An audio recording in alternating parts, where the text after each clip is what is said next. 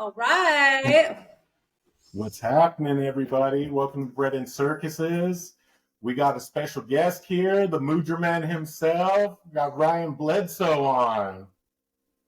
Thank you. Now I feel like I have to explain this obscure inside joke of our show. Please do. We can just move. Oh, okay. Yes, sure. So on our Halloween episode, we just dressed up in the goofiest DIY like props around the house costumes we could find, and I just got back from Mexico. I went to Puerto Vallarta, very life-changing experience. But like the thing is, the flea markets there have the craziest merchandise, and I just found this little do-rag with like Superman on it in Puerto Vallarta, and I got this Superman beach towel coincidentally. So I was like, throw those on, but I'll be Moodra Man, this stupid idea of a new age superhero, and apparently people thought it was funny, so that's what matters. Yeah. You know what's funny is I saw that. I saw it on Instagram, and I just thought that's like how you dress. So I was like, okay. Yeah, on a normal day, that's how I dress. Yeah, Wait, that's what was so life-changing? Oh, about Mexico? Yeah. Well, like, it's life-changing going to another country where I guess you could say, like, the daily quality and style of living is radically different. You know, it just makes you so conscious of the things that you're not used to being conscious of, as well as, like, oh my God, the jungles, the scenery. It was amazing. And particularly the part in Mexico where I was the origin point of the peyote shamans. So the culture of peyote was everywhere. The art and all this like psychedelic, visionary little chihuahuas with peyote symbols on them, and it was really cool. It was a very spiritual atmosphere. When you're looking around and seeing all the peyote stuff, it was very cool. That's awesome. That sounds amazing. So I got to ask you a question, man. What are you packing right now? You dripping? Right now? Like, what do you mean? Like, yeah, crystals? Right now. Let's look. I don't have any on me because I just got out the shower, but I've always got some next to me. I think this is lepidolite right here, this giant sphere. I like keeping spheres. I love keeping spheres, you know? That's awesome. Wait, what's the difference of a sphere and not sphere? Well, it's like, if you believe in this sort of thing, right? Mm-hmm. It's all speculation. But supposedly the cut and the shape of the crystal is pretty important when it comes to how the energy channels through it. So like spheres are a very harmonic shape. You know, it's perfect. So the energy is supposed to radiate everywhere externally versus like a pyramid where it would be pretty obvious if we're just eyeballing it here that energy would come from the point, so it's like it's just things to think about depending on the shape. Yeah, sick. I see what you're packing pyramids. Oh, dude, this one right here, I don't even know. Like, I had to look them up for you, but I got the Synergy 12 right here, too. It's a pedalite, moldavite. It's a pedalite, moldavite, phenakite.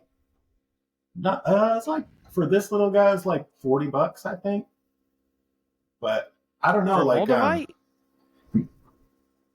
If you look, I don't know if you can see it, but it's right there in the center, the green one, that little green piece. It's literally just like little flakes of each of the 12, and then they like use like resin. But I don't know, dude. When I first got it, it was like super high vibration, and so I don't like to wear it all the time. But like right now, I'm buzzing. Like, heck yeah, dude! You got any selenite laying around? You know what? I do have some selenite, too. like the milky white one. Yeah. I use that that's for like cleaning them too, right? Like cleaning the aura. Yeah. Set it beside that. You ready? You're not ready for this one. Okay, we got I'm the ready Pokemon Gengar Jade. Oh, dang! That's rad. That ups the energy potential by 15 points. Always over sphere. That's what I'm saying. Yeah. Okay. Yeah. How about you, Mary? Saw you into crystals? Yeah. I've got an Andara Shasta crystal. Okay. Yeah. What does that mean in simple terms? Well, it's from Shasta. Have you been to Shasta, California? Mm-mm. Have you heard? Okay, so Shasta, California is known to be a vortex. My sister lives up there.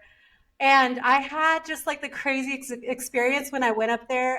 There's a lot of like Lumerian people. And the girl that owned the shop, I swear she's Lumerian. Like she was like blonde hair, tall, blue eyes, like has this huge crystal shop. And she was just like, yeah, just walk around, see what you like, what resonates with you. And I saw this crystal, and she was like, yeah, that comes from Shasta. It's like made here in the vortex of Shasta, so it's like not made Cool. anywhere else. So yeah, it It just has to do with the like metals resonated in with the me. soil. Yeah. Something Probably with also the has to. pressure. I'm very curious. There's these parts around the world where people speculate that there's something spiritual going on. I wonder if that has to do with ley lines, as well as like Yeah. crystal deposits underground. Like for example, North Carolina, Marisol. I'm not sure. I know this is our first time communicating, but Frank and I have he knows what I'm getting to when I talk about North Carolina being a hotspot for paranormal activity. Come to find out, not only is it along, I believe it's the 33rd ley line. I could be making that up there, but it also has the largest quartz crystal deposit in the world near Asheville, Wow. North Oh, wow. Carolina. So it makes me think about these two different things. Like if those conditions are met with these very high spiritual locations, I don't know, but it's fascinating. Yeah, I was Yeah. once showed a Oh, sorry. map, and like the map showed the different chakras of the earth, and I know that Shasta falls on somewhere, I think the crown chakra of the earth. So I'd be interesting to see where North Carolina falls on that map. I'll have to pull it up for you one day and show it to you. Yeah. Ley lines are very cool stuff. Yeah. It's I was almost like all the very energy immersed. crystallizing. Sorry. Yeah, that's right. I was gonna say I was like definitely immersed in the Bledsoe universe today. Oh, Watch. You watched the documentary today? I watched the documentary. Yeah, I was like in it. Like I was listening to UFO of God, all of it, and I'm just like mind blown because I've known a little bit, but I've never dug in that deep. And today I was just like, wow. Is the first question that kind of came to mind was, is your dad the first of your family lineage to like kind of have this kind of stuff happen to him, or has that happened to anybody that you know in your family like ancestry? As far as I know, I mean, he would be the first, along with my brother. They were together that night when it all went down. This is going to be a little bit of a curveball, but my father's, I believe it was grandfather or great grandfather, actually was a spiritual healer. Like it was a pretty well known I say well known, I mean like locally in the early 1900s, in our small little country town. But it was reported that he would perform various prayers and miracles would take place. So that's something that Dad and I have recently talked about. Like that's pretty wild, like how weird it is that in our background we have an ancestor who was a spiritual healer. That's so crazy. Yeah, I always feel like there's some sort of like connection. I had to like start somewhere, or it's like always kind of been in the bloodline a little bit. Yeah. You want to hear something crazy regarding that? So I believe it was in 1897. Okay, so we're talking a little while ago, a little while before 2008 when we started having our experiences. It was in, I believe it was also Aurora, Texas. There's this cemetery out there that's heavily populated with Bledsoes. And, we do know for a fact that studying our lineage that it was an original Bledsoe who came to America, and he had two sons.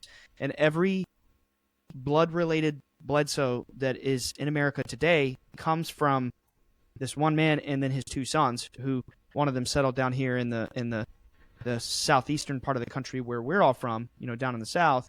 And the other son went out towards like Tennessee or Texas or something like that, and they kept spreading out towards Texas. So we're definitely related, hundreds of years back from the same common ancestor. So, not that they're my cousins, but we come from the same guy, right? Okay. So in this cemetery in 1897, with so many Bledsoes in this cemetery that there's actually a monument, like a historical marker saying George Lawson Bledsoe. It was reported to be the first ever crashed flying saucer. You can look this up in history. Do I Wow. believe, now Frank knows where Whoa. I'm coming from when I say this. Do I believe that flying saucers actually crash? No.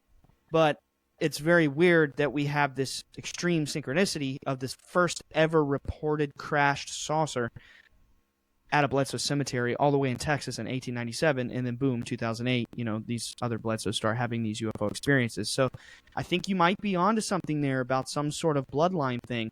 And I will Yeah. give you a little bit of a spoiler here. I will give you a little bit of a scoop. That line of questioning is very powerful because we were told by a program director in the CIA, maybe you guys should look into your lineage. It probably has something to do with your bloodline. So, Wow. Julie, Yeah, that's so crazy. That's the first thing, the first question that came to mind when I started hearing about your brother and your dad's experiences. I was just like, it had to have been. Because even to like when you're talking about the peyote ceremonies in Mexico, I recently found out that my grandma heals a lot of people through using peyote and like wow, marijuana and stuff like from the beginning. Like she would heal people that's with shamanism. yeah, so I didn't know that, but I mean, the way I met Frank was through we went to like kind of like massage school, but they taught us Reiki and stuff like that too. And I've always been interested in it. That Yeah. was like 17 years ago. But it was like one of those things where you're just like, I don't know why I'm interested in it or why I have like any sort of like magnetism towards something like this. It's just like, but it always has something to do with your background or your ancestors. So that's why I asked that because I'm like, it's so Yeah. interesting. Like that's so cool that they picked him, you know? Yeah, so where's your grandmother from? She lives south of Texas, which is called I'm gonna botch this because I'm so whitewashed, but it's called Tamaulipas. That's crazy Yeah. because around the border of Texas and Mexico, if I remember correctly, is actually like a huge kind of sacred area where San Pedro grows. Or I guess in South America they call it San Pedro. Yeah. I don't We think have it it's here in I can't Arizona remember. too. Right, yeah, that's crazy. So Yeah. there's a lot of that kind of compound, in I guess you would say like southern Texas, northern Mexico, and then where I was I think I can't remember correctly because I just hopped on a plane and flew, but I think I was at southwest Mexico where also there's a lot of peyote culture. So very Yeah. cool. That's amazing. But yeah, that's cool that you guys are going into the ancestry thing. I think that's like so exciting and you just never know, you know? Yeah, for sure. So what'd you think about the documentary? Um, so I was really interested in it, and but I felt like they didn't dig enough. Like, I definitely thought it was so cool how they did the EEG machine, Mm-hmm. and they measured that. And the thing that really caught my eye was how quick your dad can get into a meditative state.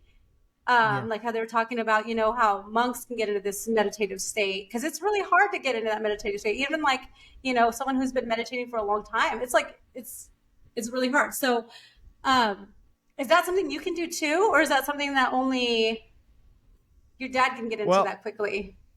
if I could, I haven't exactly had an EEG cap on, telling me for sure, so I have no clue.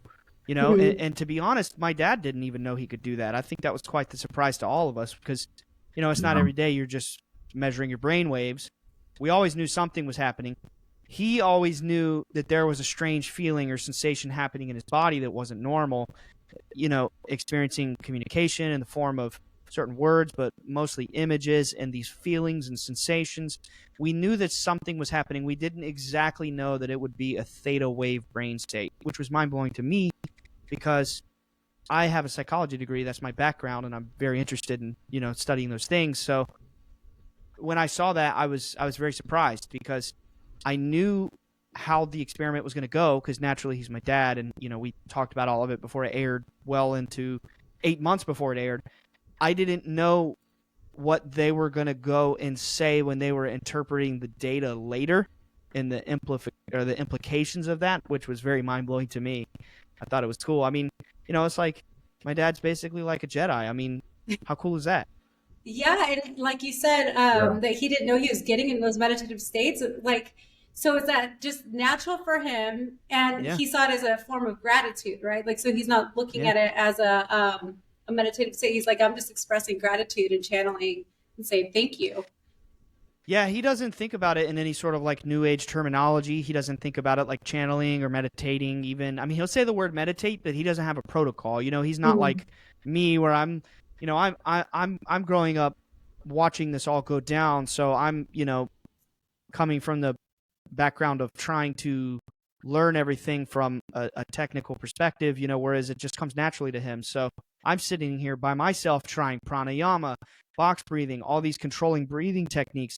He just does it. He just says, clear your head, cut all the football chat, don't talk about anything else, and just focus on them. He's like, just focus. It's just willpower. It's just something that's natural in him it's not natural for me, that's for sure. But yeah, I I can't learned I an can't describe awesome it other trick. than in. I'm sorry, dude. I learned a No, it's good okay. meditation trick about like because I always had problems calming my mind, and I don't know where it was. I watched on like TikTok or something, and the guy's like, "Think of what you're gonna think of next. Try it. You can't. I You know can't. what I mean? Yeah, you can't. And so you just, You can't. what am I gonna think of next? And then you just meditate in that state, That's actually really funny. right? There's a bit out of that. Yeah. Yeah. I So like that. sorry, I didn't mean to interrupt, but I was like, "Oh, dude, clear the mind." Yeah, no, that's fascinating for sure. Yeah. And it's funny how all of this is laying out because you're speaking in line with the exact notes I wrote, even up to the point of academia and how like this Like which part? inspired your academia. Like it's wild right now. Um, Yeah. I do want to talk a little bit more about the lady. I know that that's Okay. like a hot topic. For those that haven't listened, which if you haven't listened, go listen to Bledsoe Said So. Check out first episode on. They're all great. They dive deep. Um, his dad wrote UFO of God. I mention it probably 40 million times in all the podcasts we've done recently. I've probably showed it too. It's right there. But I appreciate that. dude, it's one of those things where I told Marisol, it's like, you and I want to thank you guys too because you guys really inspired me.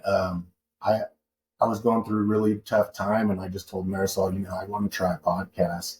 Let's just do it. Who cares? And you guys were at the genesis of yours too, and I just greatly appreciate it. And I told her it's really weird, like the sense of all of it happening, and then joining the red room chats and stuff like that. And it's like, I told her, it's like, it's weird. It's like extended parts of family across the nation type thing. That's just how I view all you guys. So it's Yeah. awesome. It's fun to be in there for But sure. yeah, but the lady. So for those that don't know about the lady, how do you think it would be best to get into it? I didn't want this podcast to be the same thing that everybody does type thing. You know what I mean? I really wanted to just enjoy the conversation and see where it went with you. Yeah, sure. So I'm just gonna assume that the people out there might not be familiar with the story at all. Maybe they haven't watched the documentary, maybe they haven't read the book or heard any of the show or any of that. So I'm just gonna kind of start from scratch. So moving along a little bit, our story starts in 2007, January the 8th. I always remember that because it's Elvis's birthday. We're very lucky that it was on Elvis's birthday because otherwise it's hard to remember. Is it 2008 or 2007? I used to struggle with that, as the years went by. But So the moon yeah, was in Pisces because he's a Pisces moon. Yeah, I guess is Pisces the first sign? Yeah, but it was I know Elvis is a Pisces moon just because I am. Wait, wouldn't that be? I know he's a Wouldn't that mystic be or was a Capricorn? mystic. Well, his rising would be Capricorn, but the moon was in Pisces. Oh, okay.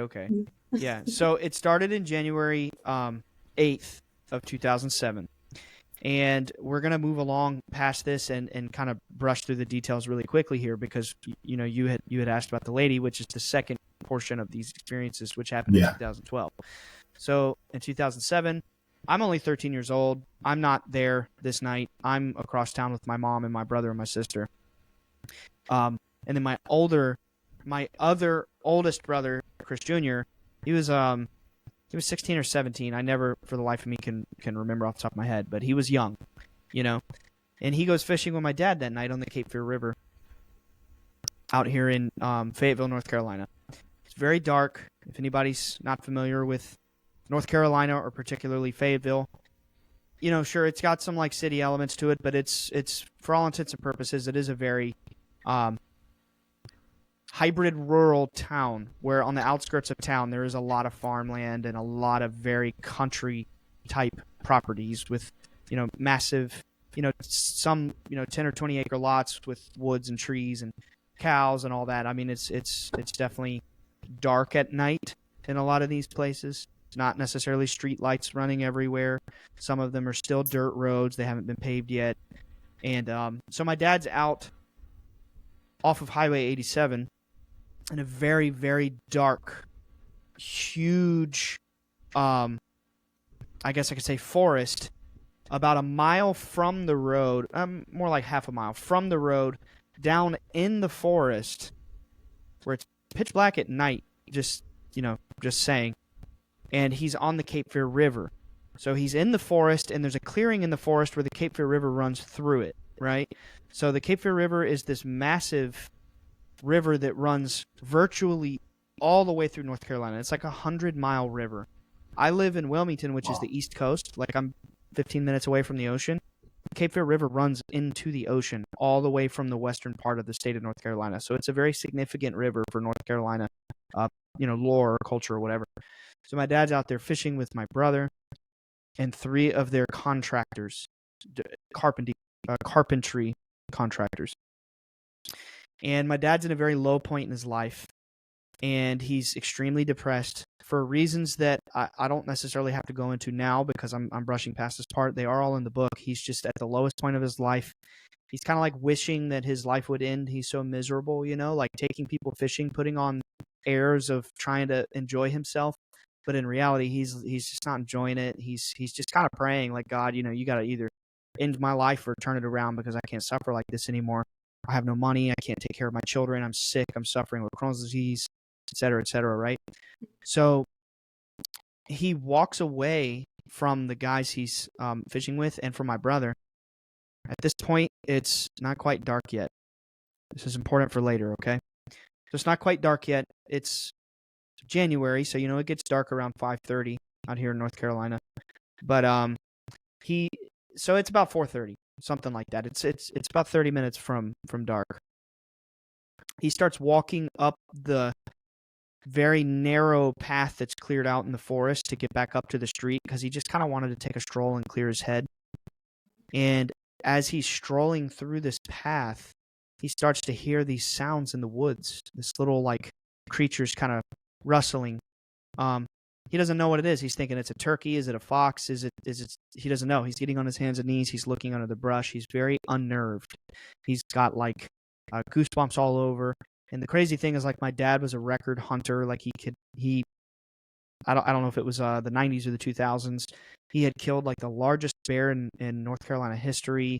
He was a very grizzled, seasoned hunter, not afraid of the woods, could be out, you know, before sunrise at 3 or 4 in the morning hunting bear and just totally at peace. But for some reason, the sounds that he was hearing in the bushes was scaring him. It was making his hair stand up on end, and he felt like he was being watched.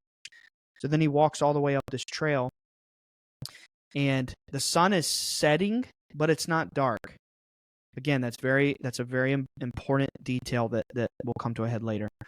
So the sun is setting, but as he looks up, he sees what actually looks like two suns. And he does a double take, like, you know, he freaks out. He knows immediately it's an alien, it's a UFO, it's something, you know, there's not two suns in the sky, you know? So he turns to run. He looks back to see it one more time. and a third one shoots up beside them. It just kind of pops into the sky and zips over, and now there's 3 of these huge orange balls of living fire that are just sitting up in the sky. The next thing he remembers, it's pitch black, and he's walking back to the campfire. Now, the truck was in a different place. The fire was out. All the poles were strewn about. The guys were running around hollering, "We've been looking for you, Chris, for hours. Where have you been?" My dad is like, "I just saw a UFO." My brother, Chris Jr., was in the woods. He was lost for a few hours. It was pandemonium was setting in. Turns out simultaneously, while my dad was missing for 4 hours, Wow. my brother was in the woods for at least 2 hours. He went out to search for my dad after he had been missing an hour or two. They started to notice, he's gone. Where is he? Yeah. The older guys are like, "Oh, he's fine. He's just taking a walk." My brother, being younger and you know, also kind of in a different state of mind, he was so worried, he started to look around. So when he gets deep into the woods, but the other direction from where my dad went, he gets into these woods, and then he sees this glowing, kind of like these 2 glowing red orbs, like balls of light, and they're just kind of bobbing through the woods. And as they get closer, they split into 4. And then as they get closer, he sees these little 3 to 4 foot tall entities that were translucent, and they had a glow about them, and they had these bright red eyes. And as they got closer, they stared at my brother and made eye contact with him, and he couldn't move for hours. He was frozen in place. Wow. And at any given moment, while he's staring in the eyes of one of these entities, the other one is walking around, picking up soda cans, trash, sticks, whatever, just kind of observing things. Simultaneously, my dad had 4 hours of missing time, which for those who are into paranormal investigations or UFO abduction cases, missing time is something that's commonly reported in abduction, meaning some sort of entity took you away physically. So the thing is, my dad had no clue what time it was. It was 2007. I didn't even see an iPhone in high school until like 2009. You know, people didn't have that kind of technology back then. It was flip phones and razors and LG chocolates and all these really primitive phones. My dad couldn't even afford a phone. He didn't have one. He had no clue that when he walked back to the campfire, it was 11 p.m. Wow. He was gone for 4 hours. They're running around searching for him, screaming, driving up and down the street. He's gone, right? They had a manhunt for hours for him. He had no knowledge of this. He couldn't process that they were telling him that he was gone or that he was missing. It hit him he was very confused, right? He was just focused on, let's get our head together. Let's get out of here. There's some sort of aliens or something, right? Mhm. So my brother's out of the woods now. Those 2 entities disappeared. My dad's back, still has no clue that he had missing time, but he remembered seeing the 3 balls of fire on the horizon. And the other 3 guys are like, "Okay, this is getting weird. Y'all are messing with us. Let's get home." And then when all this chaos starts setting in, one of them shouts, "Look." They look up in the sky, and there's like 8 or 9 what looks like stars. They start scrambling around, and then a few of them shoot and land over on the other side of the Cape Fear River. They were these huge balls of light. They all get in the truck. They get out of there, and then when they get to the top of the clearing where my dad originally was, where they're like leaving the forest and they're at that field where the road is, it's like a cornfield, or it's some sort of farming field. I'm not sure what the crop was, but it's a big field between the road and the forest. They get to the top where they're at the field. One of these big balls of light, or it's like a craft, but it's very complicated to explain. It's like a craft, but it's not metal. It's spiritual. It's like living light. It's parked on the road right in front of their car. Moving forward with some details, because I'm going to get to the question that Frank actually asked now. My dad and my brother get home after the chaos of these other 3 grown men screaming they want to see their wife and children the last time. They're thinking it's the end of the world. They're thinking we're being invaded, whatever. Dad gets them home. Curiously enough, after Dad made it back to the campfire after having been gone for 4 hours, he was no longer afraid. It's like he came back and he was calm, and everybody else around him was afraid, and he was just getting them home, but he wasn't scared. He wanted to keep looking at this point. They get home that night. There's an entity in the yard. And when my dad approaches it, it's one of the little 3 to 4 foot tall ones that my brother Chris Jr. saw. When my dad approaches it, my dad says, "Okay, you got me." And the being told him, with his mind. They don't move their mouths when they speak, ever. They told him with their mind, you don't understand, we're not here to hurt you, we're here to help you. And then to finish up this kind of origin point of the story, then the next night they ended up seeing one more of those entities in our yard. And when Dad approaches the entity, let me just read this excerpt from my book, because I think my dad can word it better than I can. But all right, so when my dad sees this entity the second night, this time he takes a rifle, because he's like, I'm going to kill it. I'm going to put an end to my son's terror. I don't want him suffering anymore. I can't deal with this. So he grabs a rifle. He goes out there. When he comes face to face with this entity, he drops the rifle. And this is what he says was transmitted to him from this entity. I just wanted to catch you up, Frank. I'm going to read this excerpt from UFO of God. But he said, they communicated to me this obliterating epiphany, the singular ultimate importance of all living beings. It was a thought and a philosophy as much as it was a sweeping emotion. All my memories, all my thoughts, all my emotions were changed. My whole worldview reorganized itself around this foundational priority. A scope of meaning grander and nobler than anything I had ever felt bloomed around every life form. We living things shared this meaning. The sun summoned in me the utmost care, respect, and above all, love. So Marisol, my point here is this happened all when I was 13 years old. I'm 30 now. That's a long time, right? Well, for the first 13 years of my life, I remember we have photographs on my dad's refrigerator where I'm an 8-year-old little boy holding a .44 rifle after having just killed my first bear.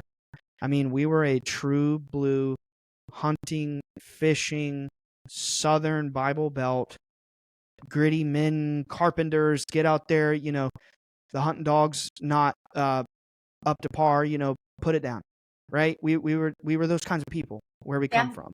A very detached mindset from animals. It's all for hunt. It's all for the sport. But since 13 years old, when my dad had this experience, I never saw him kill another animal. He doesn't kill bugs. He doesn't harm anything, It changed him. It truly changed him. Like being his son who watched him for my entire 30 years of life, that night that he had that experience onward, he was genuinely, his inner being was transformed. He didn't want to harm anything. He cried more. He wanted to show more compassion to other people. He became less judgmental. He became more open-minded. And the list goes on and on and on of how he radically changed overnight to be a completely different, more soft, compassionate person.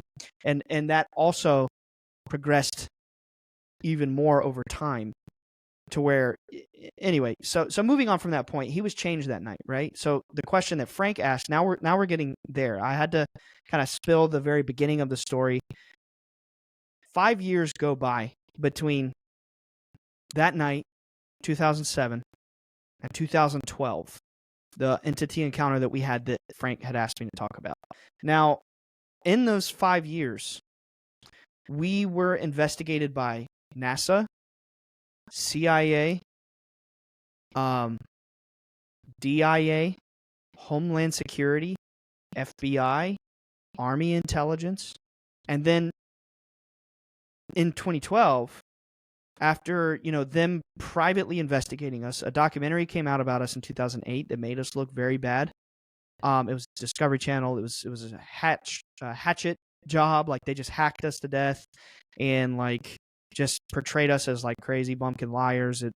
The details are in the book and I talk about it extensively on the podcast, but turns out that many years after the fact, it was revealed to us by a very high level official in the CIA that documentary was sort of like infiltrated by CIA, like smear them, don't let it get out. The guy who was the director of MUFON at the time and the head investigator on the case were both CIA and DIA, which one of them, not the president of MUFON, which anybody can look up who that was in 2008, but the other guy in the documentary, just a few months ago, texted my dad and spilled the beans. It said I was DIA. It was all funded by Bigelow. It was all an op. I'm sorry. Let's get coffee. And he's like, no. But anyway, so it was hell, Marisol. It was hell on earth from 2008 to 2012, where we're having these experiences. We're literally being investigated by all of these deep undercover intelligence agencies. I'm going to high school one day, 15 years old. Documentary's out. It's a few years after the original night of these experiences. They never stopped. The intensity only increased. Just imagine, like, being 15 years old, you're going to high school, and then you come home, and it's like there's a NASA dude in town from Cape Canaveral from the weekend. And it's like, quick question on that. So how did they get out to all these agencies? How did they find out that you guys that's a had good this question. experience? I sometimes I forget to tell that part, but it's okay. So jumping back a little bit to 2007, when my dad and my brother initially had these encounters, you have to understand. I was about to kind of elaborate on this part, but we'll go ahead and do it now.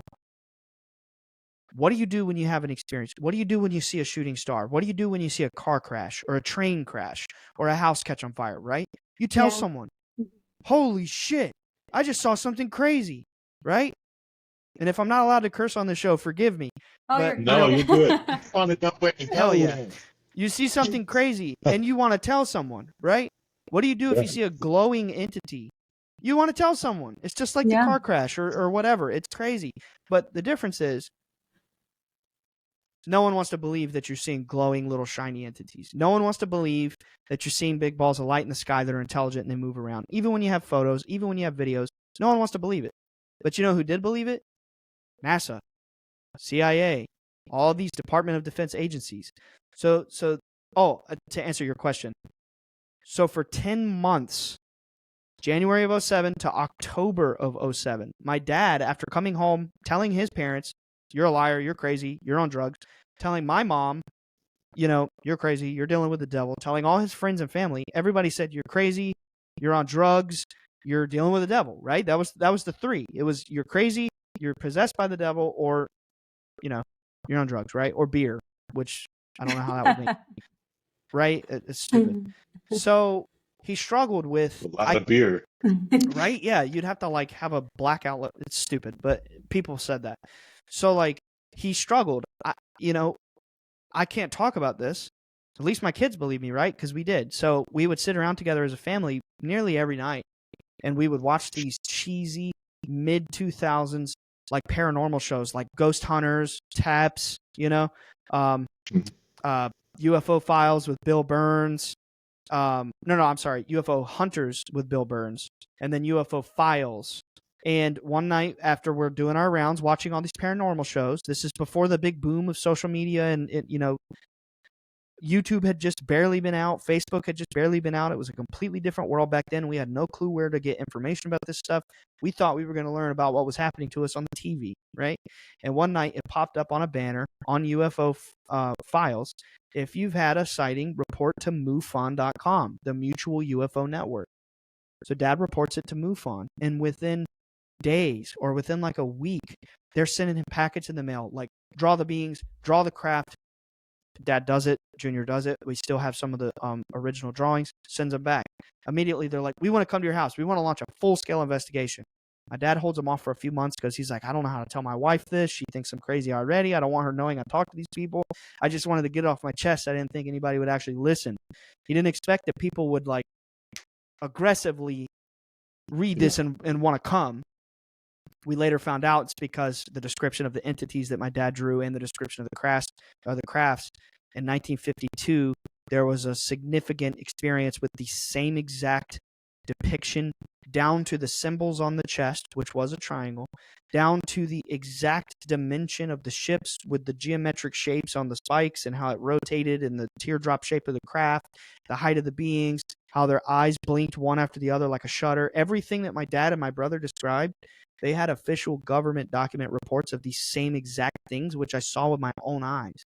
They came to our house. They showed them to us. They're like, we knew you were telling the truth immediately. We get thousands of reports every year. We picked yours out immediately and knew it was true because of the description of your details, your detailed descriptions of the entities in the craft. They're like, you're telling the truth. We're going to make you heroes. We're going to portray you to the whole world as telling the truth. We're going to vindicate you. What happened next? They actually were CIA and DIA. They made us look terrible. They faked the lie detector test, blah, blah, blah. They were phonies. They completely tried to ruin our lives and silence us because anyway, so moving on from that. The 5 years in between, I'm still building up to getting to Frank's question. I just felt like I had to do the groundwork to make this make sense. You Yeah, know, continue, please. so the 5 years between 2007 and 2012 were hell because it's like going to school and pretending to be a normal boy, or for my sister, a normal girl, you know. But we're coming home and there's intelligence agents investigating us, writing all these questions, taking them to the Pentagon, whatever.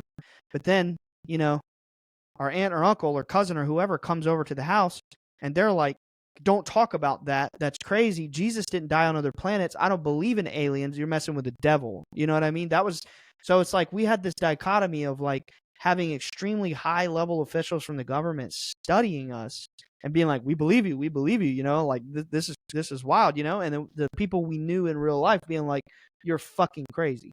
You're a lunatic. You're literally possessed by the devil.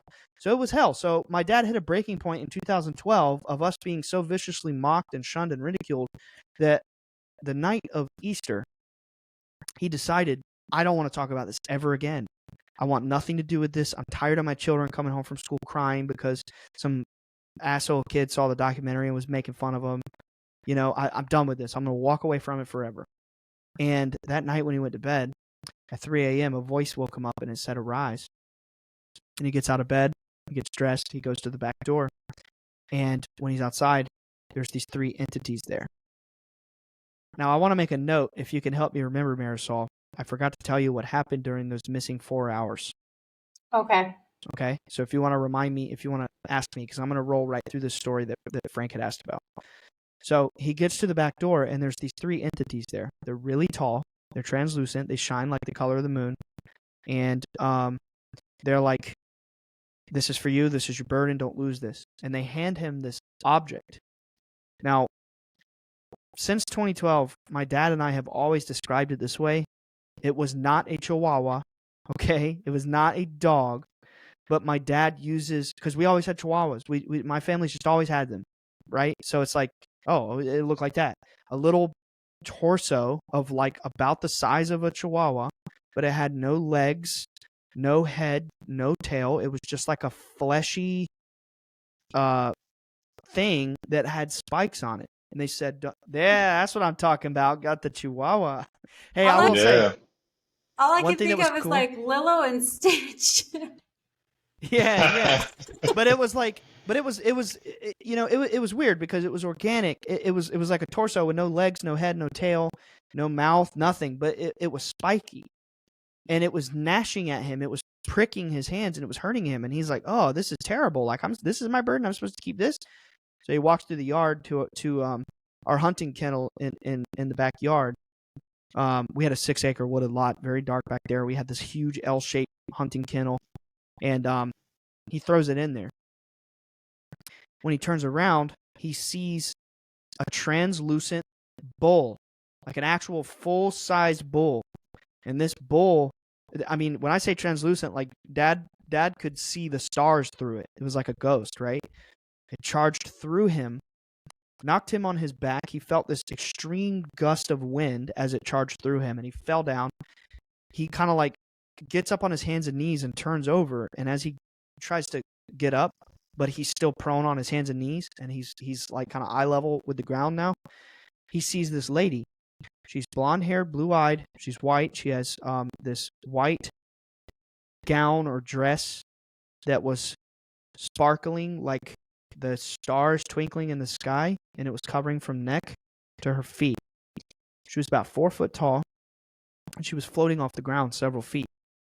She didn't move her mouth when she spoke. And when Dad saw her, he knew that it was, he had a feeling that it was, he knew what it was about. He knew that it was because he had decided he didn't want to talk about this anymore. And he felt this overwhelming feeling of guilt. And she said, you know why I'm here? This is your burden.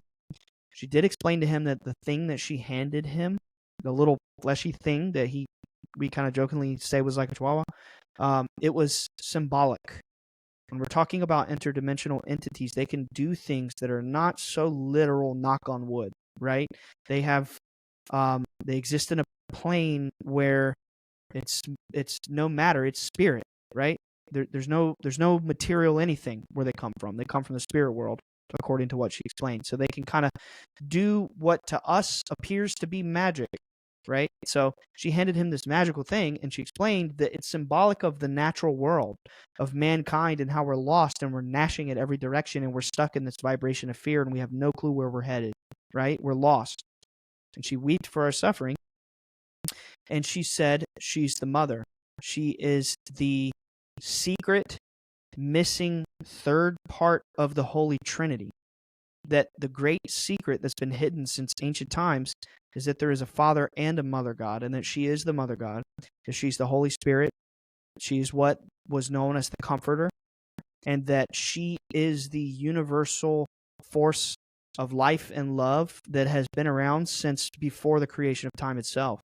And she said that we're approaching the age of Aquarius, that my dad has to go forth and he has to keep telling his story, that it's his burden, that if he doesn't, that whatever cataclysm manifests from the truth not spreading and us drowning in our fearful vibration, blood would be on his hands like Joel the prophet. She gave him Joel the watchman, right? There's the scripture where it's like, if he didn't blow the horn and he didn't warn everybody that an army was coming, it was all on his hands, right? He was guilty.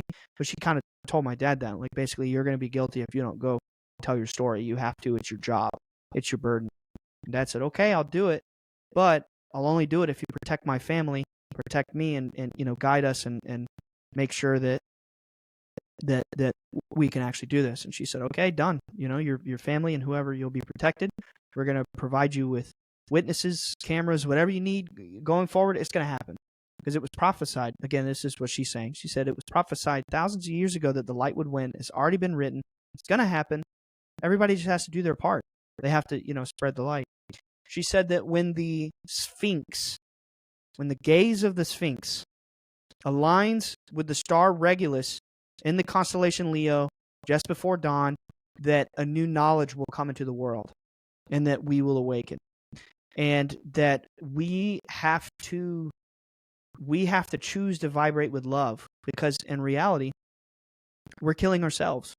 We are a very miserable, pathetically delusional race that is so obsessed with staying in this fearful vibration.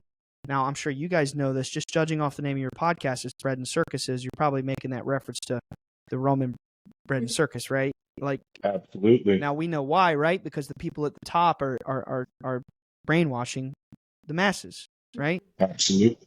That's what she said. She said the dark powers of the world. She didn't say Illuminati. She didn't say the Bilderbergers. She didn't name any group. She just said there is a dark force at the top of humanity that is intentionally scripting the end times prophecies from the book of Revelations, because it's causing us to live in fear, and it's harming us, the vibration of the collective human consciousness, and it's causing us to manifest more cataclysms and wars and plagues and all that. And she said, but as long as you go spread the light, like, you've done your part, and the light will win. So it's really hard to talk about, it's a little weird because growing up, you have to imagine, like, in 2012, when all this stuff was going down with the lady and these, future prophecies, and it's a little weird because people look at you funny when you start giving these messages of the future. And we all know that, like, most prophecies in modern times have never come true, right? Like Y2K and all 2012, there was all this hullabaloo about the end of the world and whatnot. Back in 2012, my dad told me this stuff that the lady told him. And our friends at NASA ran the simulation. They have these advanced star programs where they can, like, where all the stars and all the constellations of the planets are going to be decades in the future if they want to, maybe even centuries, right? And they found that this alignment with the gaze of the Sphinx and Regulus happens sometime in 2026. So right there. Since we're close. So since 2012, right? I'm 18 years old at this point. Since 2012, I've lived the vast majority of my life in the back of my mind, always thinking towards the future, towards 2026. And it's a little hard to, like, openly talk about this part, because then people get weird. Like, some people are like, your dad's a saint, your dad's a prophet, and then some people are like, you guys are crazy, this, that, and the other. But I will say this. I don't know if something is going to happen in 2026. I haven't seen the simulation myself. I don't know if the star alignment will happen, but I will say that, like, what's been going on in my private life with this phenomenon, and crazy intensity and frequency of paranormal experiences that I have always had, but especially recently, even more dramatic and intense. I do think something is happening. I do think we are in the midst of a spiritual awakening. All around me, people are changing and becoming more positive, and more blessings are falling into people's laps, and more people are seeing the phenomenon. And like even a few months ago, the History Channel came out. What did I just tell you? This lady said, we're going to bring you cameras and witnesses. Well, August 1st, the History Channel came out. Boom. We got AI cameras verifying that the stuff you guys are seeing is real. We've got neuroscientists analyzing the data, saying you have a normal brain. You're not crazy in front of the whole world. But also, you know, you have abilities and all this stuff. So like everything that this entity has been saying has been coming true. And that's all I'm saying. Like I get a little funny growing up with a dad who was like predicting the future, but he and I both kind of like don't like it's tough, right? Like it's tough going out publicly and saying something's going to happen in the future, but I'm pretty confident it's going to happen. That's my point. It's wild too, because that's where you were talking about it on your last episode, about it coming to the fall of the Kali Yuga in 2025. And then that reminded me the Deagle report stops at 2025 also. So I was just weird little synchronizations there. You know what I mean? That's right. Yeah, I forgot about that thing. But you're absolutely right. It does end in 2025. Yeah. And nobody knew why. And when everybody started questioning it, they were like, oh, kind of took it down. Yeah. No, that's wild. There's definitely something happening. And you know, there's a lot of details that I've missed, like what happened during the missing 4 hours, right? Yeah. So, like I had said earlier, took my dad 10 months. Then he finally reported this to MUFON.com, and then they swooped in and they did a full-scale investigation. The good thing from that investigation is that they brought a very well-trained, well-respected Harvard psychologist who was a protege of the late John Mack, which John Mack is like the most famous, if you believe in such a thing, he was the most famous alien abduction regression therapist ever, right? So like there's movies based on his work. So this guy that did the regression on my dad was an actual disciple or protege of John Mack in this methodology. And he came and he did a full-scale regression. It was like an hour and a half. It was crazy. And essentially what happened was when my dad saw those 3 lights in the sky on the horizon, again, you know, I'm taking it back to the original encounter in 2007, January 8th. When he sees these 3 lights in the sky, one of them kind of just, boom, it like appears right up to him, close to him. And Dad is like hiding in a bush. He's shaking with fear. He's trembling. He's trying to hide from this thing. He's kind of like mind blown because he's realizing that it's aware of him, right? It's like it's one thing to see something in the distance, but it's another thing when it's interacting to you and it's aware of you. It's a very shocking experience, right? So this thing approaches him. Dad reaches out. He touches it, and the next thing he knows, he's in a dark room. He can see the stars all around him. It's like he's standing on glass. Or it's rather like the walls are like glass, like it's enclosed, but you can see everything around you. And there's a few entities there standing around him in the dark, and they're these really tall 7 or 8 foot entities. And my dad's freaking out. He's crying, "Where's my son? Where's Chris Jr.?" And they speak to him with their mind. Like I said, these entities, none of them, including this blonde-haired, blue-eyed female, never move their mouth. It's all with their head. And they said, "We're watching your son. He's okay. We have some things we want to show you." They showed him the pyramids.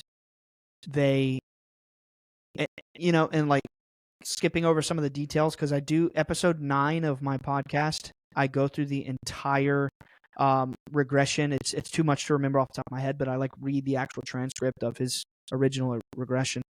And they tell him they're the guardians, that they watch over life like a terrarium, that they serve creation, that there is nothing in the physical world that is an obstacle to them. They can pop out of a light bulb. They can do anything they want. They're basically like magic. They're like spirits. They can take your soul out of your body and take you on a journey while your body's asleep in the bed. No one would ever know the wiser. And you're going out on a spiritual journey at night when you sleep. They can do anything. There is nothing that you can fathom that they cannot do. They're like gods, or they're like, I don't know, angels, right? So they end up taking it back, and then the hypnotherapist gives this suggestion to my dad that over time he would remember more of these details, so that his brain doesn't go into shock from these traumatic experiences that are being repressed, not all flooding back to him at once. So he started to recovering them in his sleep, as well as like he'd be awake, and then he would just get these daydream like memories pop up. But before that, in the time between he had this initial encounter and then when they did the hypnotherapy session, which at that point it had been 1.5 years because it took him a while to get the investigation going and the documentary started, he would be screaming in his sleep, having nightmares about these encounters.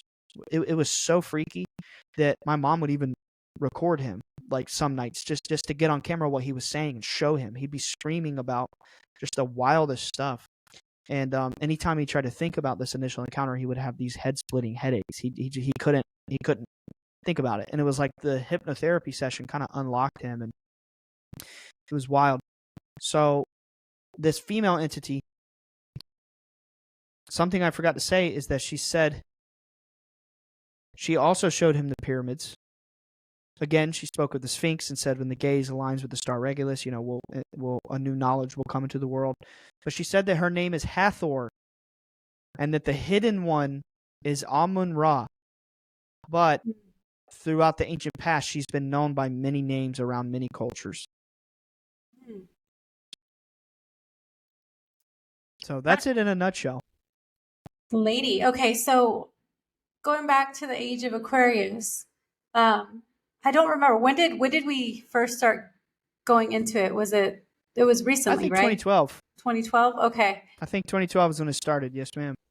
Yeah, because I've just noticed, like, because I have kids, and the knowledge that we look for almost comes naturally to them. So I definitely believe in the age of Aquarius and everything that's like, the knowledge that is being given to us, or that we're opening up to, is becoming more easily accessible. Because my kids have had like dreams and like crazy things where they tell me about it, and I'm just like, wow, that's really like enlightening, or whatever. But or like younger kids are almost like born with this knowledge. So Yeah. I definitely believe that what she told your dad about the age of Aquarius is coming true, and it's coming to like tuition and all that. So Yeah. that's crazy. I even told Frank, I was like, I kind of want to ask him a question about the age of Aquarius and see what he thinks of it, because we recently even interviewed a guy who would have never talked about it, and he was like on drugs and just lived a really crazy life. And now he's like opening up to spirituality and completely changed his life around. And he's like, I would have never done that. So yeah, it's just so funny that you bring that up because of that. Age of Aquarius is what it's all about. Yeah. Because now, if you want to get deep,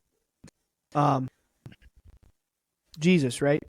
He's probably my favorite historical figure. He's so badass. I'm not even Christian. That's the funny part. He's just awesome. He's just universally awesome.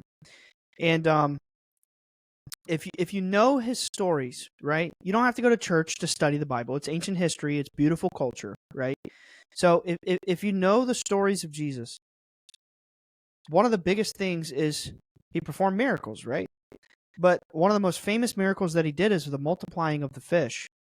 But, if you just think about it for like 2.5 seconds, it makes sense that they would frame the story that way and being significant, because it was the entering of the age of Pisces. At every change of the astrological age, there's some new prophet that comes around and has all these miracles. And like, if you think of, you have the stories of the Golden Fleece and Aries, and you have the stories of Taurus and the Golden Bull. You have all these different astrological signs throughout the ancient past that we were in, with these different significant spiritual belief systems and stories happening and all that, So it's just a fact of reality. Like it's just nature. And I don't think people think about this enough. They think about what's in front of them, right? Like get up. I think most people, they get up, brush their teeth, eat breakfast, whatever order, go to work, go home, do whatever shitty little hobby for a few hours until they go to bed, get up, rinse and repeat, right? It's a very straightforward life.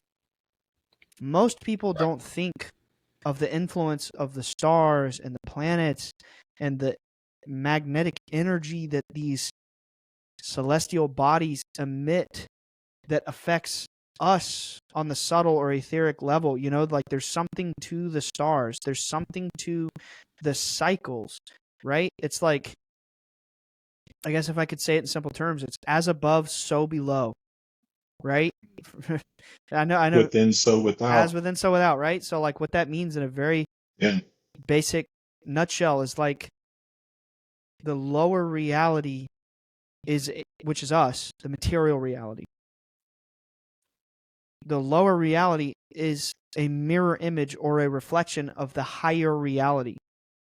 But then it's infinite. So there's even lower realities to us. Like, I don't know, like the cellular level, the molecular level, the bacterial level.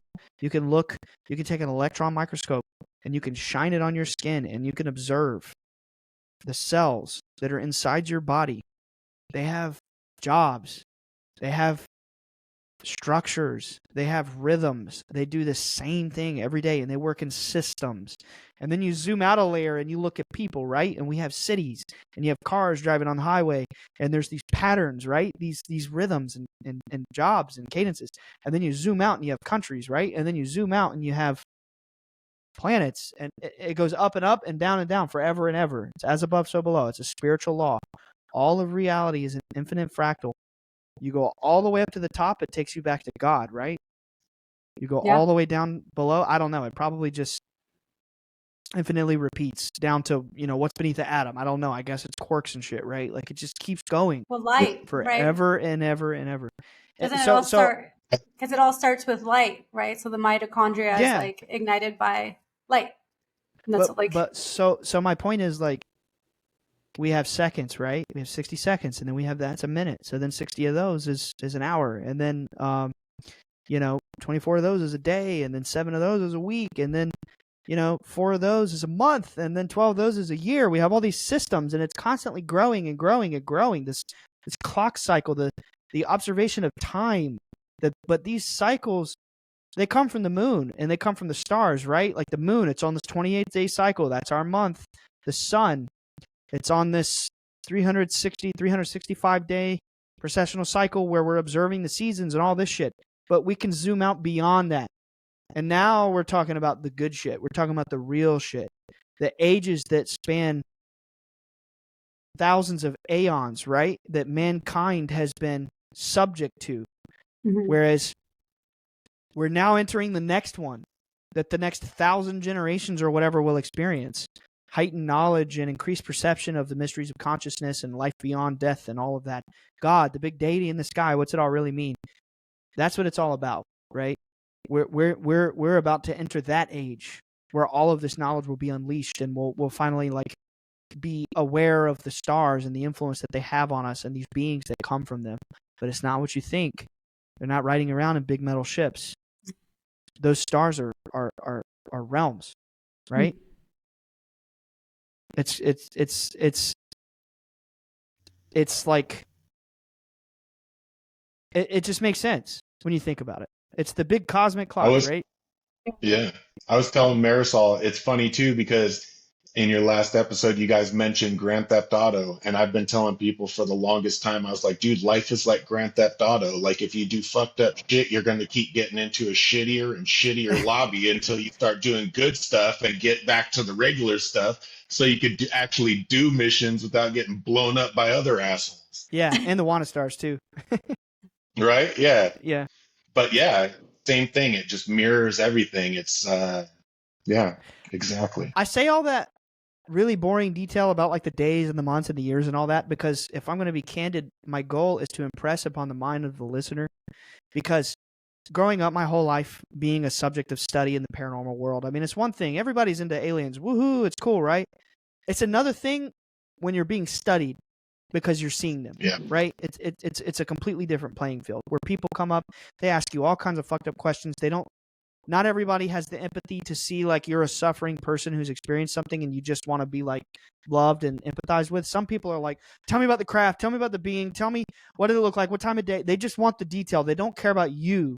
They just want the detail. I've met 1,000 people like that, and then I've met 1,000 people who are super nice and they're friendly, and it's like us right now. We're just having a great conversation, right? But the point is, of all the people that I've met living this crazy life, being somewhat of a, my dad's been a public figure since 2008, and me being in the vicinity of that, I've met so many people who are like, God is hokey, aliens are cool, all the Pleiadians and the reptilians and all this bullshit is cool, but like God and the spiritual forces, that's cringe, right? There's a lot of people out there who get offended by the notion that there is some higher divine spiritual reality that we actually are just a fractal of, right? So my point is to impress upon the listener that there is, astrology, opening the newspaper and looking at your pop little horoscope, yeah, that's bullshit. But there is something to the energy of the stars. Well, there is something. Isn't there's a quote that like just keeps popping up in my head that's like, it's like millionaires look at the stock market for the future. Billionaires look at astrology. Yep. Like I always think that was J.P. Morgan. Yeah. There's something to it. There's definitely something to it. It's crazy. Yep. And we're approaching the age of Aquarius. Yeah, rapidly. Which is, I feel like just looking at what's going on now, and the wars and the fact that they choose to focus so much on the negativity and, these wars that are happening, keeping people from actually growing spiritually and like seeking that spirituality, like you said, living in fear.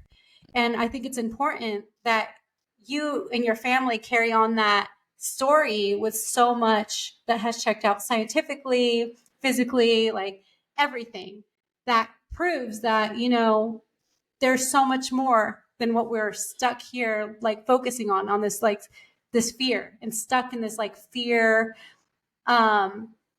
collective consciousness. It's like we need to move past that and grow as a collective. Yeah. Earlier I said we're like a very delusional, very pathetic race, but let me clarify on that. We are not that. We are made to be that because of the bread and the circuses, right? The powers at the top who are using, come on, it's like, dude, if in 2023 people don't realize that 5 or 6 of the mega media corporations are the ones that control all of the media, it's like get your head out from under a rock. Right? Like, it is basic factual knowledge that the media is just, it's an operation, right? It's controlled. It's proven. So, like, we know this. We know that through mainstream media, they're not being honest. They're being deceptive about everything, about the state of the world, about food. We're not even getting good food. It's all bad. The pharmaceuticals. It reminds me of Atmosphere. Have you ever heard of Atmosphere, the underground hip hop artist? Mm-mm. Oh, dude, he's pretty good. He's from Minnesota. Shout out Atmosphere. But no, he's got a old song, and it's like, it's in the air, it's in the water, it's in the meat, it's indirect, it's indiscreet, it's inconsistent, incomplete. It's just like naming everything. You know what I mean? It's true. They own everything. They own the churches. They own the school system. John D. Rockefeller. He created the standard education like system. 29, right? Yeah, something like that. In the 1920s or 30s. Yeah, for sure. Yeah. And like the Vatican and like the religious institutions are corrupt. They're all corrupt. They're all bad. All these systems, they're all corrupt, right? And they want us to be sick and stupid and lethargic and unhealthy and spiritually broken. They want us to be delusional and pathetic, controllable little fucking sheep. But in reality, here's the truth of what we really are. We are fractals of God. We are fractal, meaning like it's the mathematical equation for spirals. You know how like tie-dye shirts are all spinning colorful spirals, right? Like people do DMT or even heavy mushroom doses or peyote and mescaline or LSD, and they see all these fractal patterns, these spirals or whatever. Well, that's not so far off from the reality. When you get down and you see like the mathematical equation phi, the golden ratio. It's encoded in all DNA of helix. Yep, DNA helix. It's encoded in all life, in all of nature. And there is an intelligent mind that thought this world into reality, and we are infinite fractals of that original creative mind, or that light, or that consciousness, right? And we are all little pieces of that. Like if you imagine a net or a web, like a spider web, and you imagine it's the morning and there's a piece of dew on each intersecting node of the web, right? So every intersection of the spider web has a piece of dew, and then the light shining is reflecting in all the little drops of water. Well, that's an ancient 5,000-year-old Hindu myth called Indra's net, which basically is telling you like there's one original light, right? That's consciousness. It's God. It's the original mind. And it's shining into each and every one of us fractally. We are all infinitely split microcosmic vessels of this great light, right? And it's shining. I mean, if you have a web and you put a drop of water on every intersecting node, the light's going to shine equally through every piece of water. That's us. That's human consciousness. We are all God. We are all special pieces of God, right? And that's what they don't want us to know, because when we all find this out, it'll be too late for them, because we're all going to awaken our psychic faculties and our spiritual abilities. And for anyone who says, bullshit, I don't believe that, well, calm down and go watch my dad's documentary that just came out. Because you'll see right there you got NASA scientists saying, damn, he's got superpowers. I want them to do like part 2 and 3 of that, because I feel like it was just such a short episode. Like he needs his own show. I can't say too much to that, except they really liked us. Okay, good. Yeah. Because I was like, They that's really it. It's liked over. No, it's not over. Okay, cool. I know one thing. The more I learn, the less I know. Yeah. But I tell you what, I'm gonna rock the shit out of this meat suit. Yeah, that's what I'm talking about. Yeah. You know what I'm saying? Gotta get that vessel feeling good and looking good. You know what I'm saying? Good haircut and Gotta get that boom, boom, boom. Yeah. I thought that's what you're gonna do. No, that's funny you say that though, because my wife and I were talking about Black Eyed Peas today, so that's a little synchronicity there. Oh wow. Yeah, but They're on the no, radar. it's like, yeah, for sure. But my whole point is just to empower people to understand. You know, if you don't believe me, that's fine. I don't care. But my point is, we're special. We are all individual pieces of the divine light of God, right? Like that's the great secret. That's what I believe that Jesus was really saying, right? So do you the believe temple of God is? Sorry, just going off of that, do you believe that there's going to be a new like messenger that's supposed to come out of North America? I mean, that's the thing that people say. There's supposed to be like a new messenger coming out of North America. Have you heard about that? No, Like a Jesus, like Christ consciousness type entity coming out of the North America. I've heard it so many times, especially in the spiritual community. They say that. So I guess the next Messiah is supposed to come out of, North America in the age of Aquarius. I've seen a lot of crazy spiritual shit in my life. You know what I mean? And like my point is, I don't necessarily believe in the literal depiction that, it's like if this alignment is supposed to happen in 2026, I can't fathom that anybody's going to be born between now and then who's just going to, like we're going to have toddlers running around. Like if there was such a person, they certainly already exist. But my point is, I don't necessarily know that will be the case. I think that it's more in the sense that Jesus will return or whatever, prophet you believe, but it's in the form of Christ consciousness. I think it's going to be a state of mind that will be made available to everybody, because you can achieve Christ consciousness once you are aware of truth about the spirit world and where we really come from. Like, the more you think about it, like this world is the illusion. Sure, we live here every day for about 70 years and we really experience it, but it's not the real reality. The real reality is the one that we go to when we die and we leave this temporary little vessel, right? We go to the spirit world. The eternal world is what the beings told my dad that it's called. And when we die, we all go into orbs like them. And This is the journey of the soul, and we come here to learn love and how to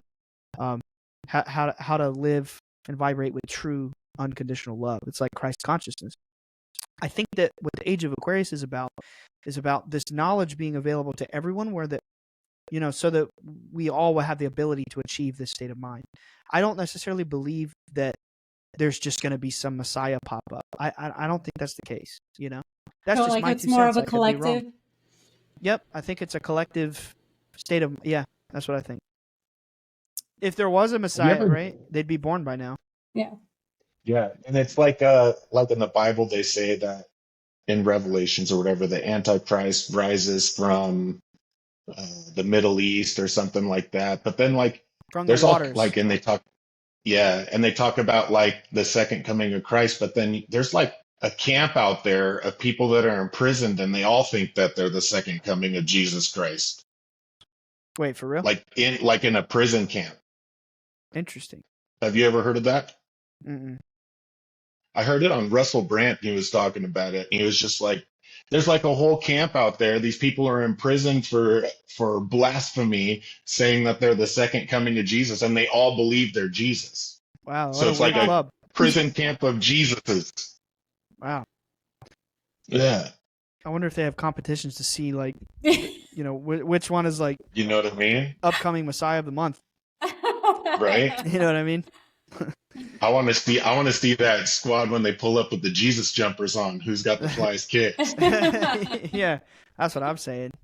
Yeah, but, Right? it's just leaving people with hope. I think good times are coming. Now, when you turn on the TV, you look at TikTok or Instagram Reels or whatever, it all looks like war and doom and gloom. That's going to look bad. But again, we know that there are people who are scripting this hellish, cataclysmic reality. But when you turn all that bullshit off and you just look around you, I mean, life is pretty great, right? People are pretty nice. Like, you go talk to people around you, you'll have plenty of good experiences. Like, we have to think about unplugging our minds from this mainstream machine because we know they're bad. We know they're dark motherfuckers anyway, right? Yeah. I think It's that old quote, right? Turn off and tune in. Yeah, it's almost Yeah. like cut off the Yeah. codependency with social media and religion, and kind of tap into your own, go out into nature, talk to people just like you're saying, because that's so rare. People are so afraid to talk to each other. But Yeah. once you do reach out, you like you said, you find out most people are really nice. Yeah, in my experience. Well, except for, I don't- I did have a different experience, but Yeah. Yeah. I don't mean to cut it short, and I'm sorry for the errors, guys, but I got to get my kids here in a minute. So I was wondering if we could wrap it up. I'd like to do another one if you'd like to, at another time. I know that we caught you and it was a busy time, especially with everything going on. And I just really appreciate you coming on, man. yeah, likewise. I appreciate you guys as well. And yeah, thank you so much for having me on. And I think we could definitely set something up again sometime. Thank you, man. Can you give everybody your links, the drops that you'd like us to put so that they can check you out for the full story? Yeah, if you want to get caught up to speed on the story, I would recommend reading my dad's book for sure, UFO of God by Bledsoe. If you are not much of a reader and you want to see what's happening in real time, because like I said, it's been going on 17 years now. These experiences have never stopped. Watch the documentary that just came out about my dad. It's called Beyond Skinwalker Ranch. It's a show where they go to these different locations and do all these different paranormal investigations. But we were the season finale, and it's the kick there is that it wasn't about a location, but it was about a person, right? So Beyond Skinwalker Ranch, episode 8, Bledsoe. Give that a watch, but be warned that you're seeing some crazy stuff. Yeah. And then mind blowing. Yeah, truly mind blowing. Cutting edge, fringe spiritual science taking place, right? Where we're Dude, just go on your dad's Instagram. It's almost every night. I mean, yeah, he doesn't post every clip he gets, but it is every night as long as the weather's good. He's sometimes getting 20 or 30 videos a week, right?